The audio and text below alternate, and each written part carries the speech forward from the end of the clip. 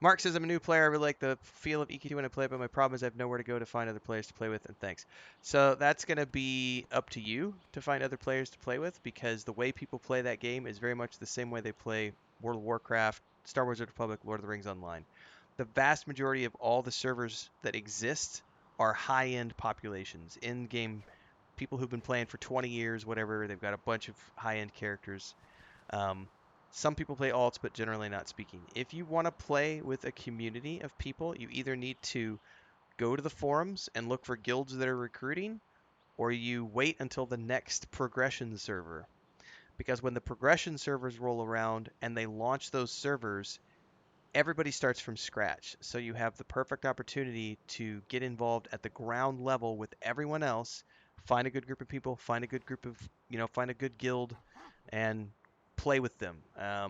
You have to be a subscriber to do the progression servers. I think there's one coming this summer. Kel might be able to speak to that.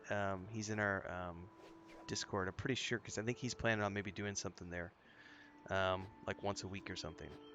But they do the progression servers every couple of years.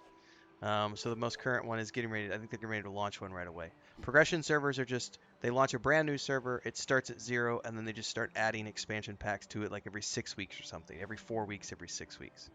So that's your only options. Otherwise, if you're playing if you're a free to play character playing on any of the legacy servers, you're not going to find anybody to play with because they don't do matchmaking in that game the same way they do in this game or other games, or at least they didn't the last time I played. Maybe matchmaking exists now.